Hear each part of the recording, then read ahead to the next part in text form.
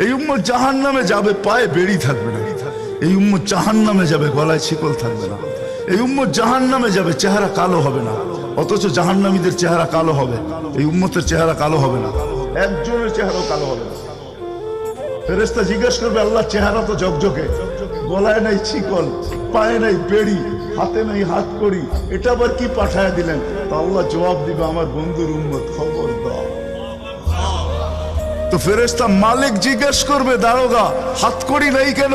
বলছে, যেই হাত উঁচুতে ব্যবহার হয় ওটা হাতে হাত কড়ি লাগে না। যেই পাও মসজিদের দিকে চলে ওই পায়ে বেড়ি লাগে না। যেই কপাল আমার কুদরতি পায়ে জীবনে একবারও আমাকে পাওয়ার জন্য ঠেকায়া দিছে, সেজদা করছে, ওই চেহারা কোনোদিন কালো হয় না, গলায় কোনোদিন চিকন লাগে না। 3 জায়গায় আগুন লাগাবে না, খবরদার। চেহারায়, হাতে, পায়ে, বাকি শরীরে লাগায়া দাও। আগুনকে যখন মালিক হুকুম দিবে ধরার জন্য, আল্লাহ আমাদেরকে শিখায় দিবে, স্মরণ করায় দিবে, আমরা কলেমা পড়তে থাকবো। আগুন আসবে আর যাবে, আসবে আর যাবে, ধরবে না। একবার, দুইবার, 3বার হবে। মালিক পোড়া চার্জ করবে, লাঠি চার্জ করবে, ধরিস না কেন? তো আগুন বলবে, লাইসালি সুলতানুন আলা মান ক্বালা লা ইলাহা ইল্লাল্লাহ মুহাম্মাদুর রাসূলুল্লাহ। এই কলেমা যে পড়ে তাকে ধরার ক্ষমতা আমার নাই। তারপরে আল্লাহ নিজে কি করবে? ইমাম কুরতুবী রাহমাতুল্লাহ আলাইহি লেখছেন, ফাআমাতাল্লাহু মাউতাতান, আল্লাহ আমাদেরকে ঘুম পড়ায়া দিবে। মৌতের যেরকম ঘুমের দোয়া, মৌতের দোয়া আর ঘুমের দোয়া একই দোয়া। আমরা ঘুমের দোয়া পড়ি, আমুতু আহিয়া, আল্লাহ মরতে চললাম, কাল সকালে উঠাইলে উঠবো, না হলে আর কিয়ামতের আগে উঠবো না। তো ঘুমো মৌত, আল্লাহ ঘুম পড়ায়া দিবে। আজাব ঘুমের ভিতরে কমপ্লিট করে আল্লাহ বাহির করে নিয়ে নিবে। নবীর সুবাদে, নবীর সুবাদে। হায় হায় হায়, একটা পর্ব এরকমও আসবে, জানি না নারায়ণগঞ্জের মানুষ বুঝবে কি বুঝবে না।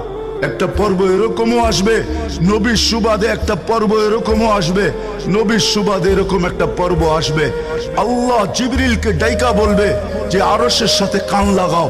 তো দেখবে যে আরশের সাথে কান লাগা একটা ক্ষীণ আওয়াজ আসতেছে, যেইখানতে বলতেছে, হান্নান মান্নান আনকিদনি, ও হান্নান মান্নান আমাকে বাঁচানা।